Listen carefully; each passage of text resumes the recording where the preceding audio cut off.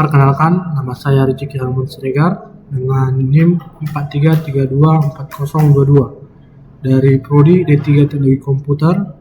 Di sini saya akan menjelaskan apa itu platform test. Nah, di sini saya akan membawakan 4 bab, yaitu pengertian, tujuan, kesimpulan, dan sumber atau referensi.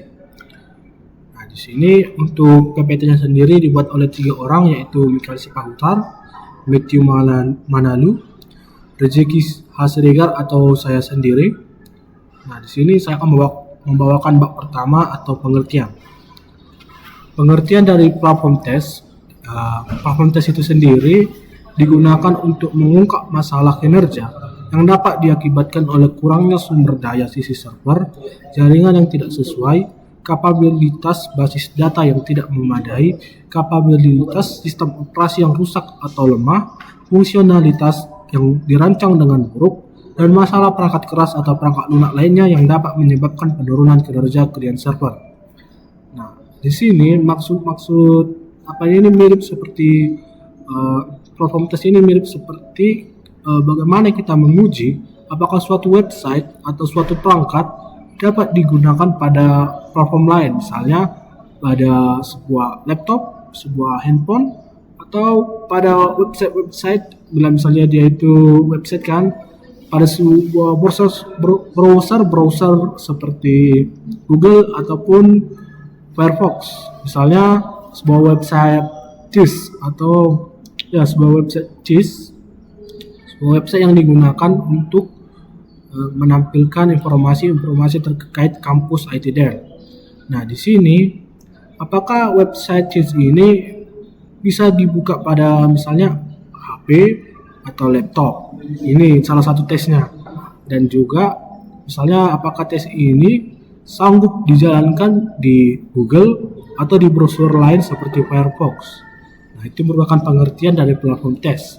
Selanjutnya saya akan membawakan bab tujuan dari platform test. Nah, untuk tujuannya sendiri ada 2, yaitu yang pertama untuk memahami bagaimana sistem merespon saat dimuat. Misalnya jumlah pengguna, jumlah transaksi, atau volume data keseluruhan. Nah, tujuan ini maksudnya itu kita tuh seperti mengumpulkan data bagaimana sistem itu merespon atau bekerja saat dijalankan. Selanjutnya tujuan kedua itu untuk mengumpulkan data-data berupa presentase yang akan mengarah pada modifikasi desain untuk meningkatkan kinerja. Nah, ini merupakan tujuan utama dari platform test, di mana tujuannya ini untuk meningkatkan kinerja suatu website untuk misalnya bila dia memiliki kekurangan, bila dia tak bisa dibuat atau dimuat pada suatu perangkat seperti handphone, maka inilah tujuannya, supaya bila ditemukan masalah seperti tadi, website tidak bisa dibuka di handphone, maka pengembang dapat mengembangkan kembali websitenya itu agar dapat dibuka atau dijalankan pada suatu perangkat seperti handphone. Selanjutnya di sini saya akan menjelaskan bab ketiga, yaitu kesimpulan. Untuk kesimpulannya sendiri yaitu platform test digunakan untuk mengungkapkan suatu masalah kinerja platform pada suatu web yang dilakukan untuk menguji kemampuan suatu web untuk dapat berjalan dalam suatu platform berbeda. Nah, pengujian kinerja platform biasanya memerlukan instrumen atau perangkat keras dan perangkat lunak. Untuk mengukur pemanfaatan sumber daya, misalnya siklus proses, perlu dengan cara yang tepat. Instrumen eksternal dapat memantau interval eksekusi, mencatat peristiwa misalnya interupsi saat terjadi, dan mengambil sampel status mesin secara berkala. Dengan menginstrumentasikan sistem, penguji dapat mengungkapkan situasi yang menyebabkan penurunan dan kemungkinan kegagalan sistem. Beberapa contoh masalah yang dapat ditemukan dengan platform test ini yaitu pemuatan jaringan yang buruk, keanehan jaringan platform, dan masalah serupa lainnya. Kemudian platform dirancang untuk mensimulasikan situasi pemuatan di dunia nyata.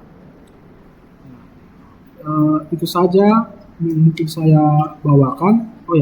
Di sini juga saya akan menjelaskan atau lebih memberitahu sumber-sumber atau referensi saya dan teman-teman saya gunakan untuk membuat PPT ini. Sumber dan referensi kami adalah Pressman RS dan Maxim BR 2019 dengan judul buku Software Engineering A Practitioner Approach yang buku ke-9-nya. Mungkin itu saja yang bisa saya sampaikan. Bila ada kesalahan pada tutur kata atau dalam penyampaian materi, dimohon maafkan. Sekian, terima kasih.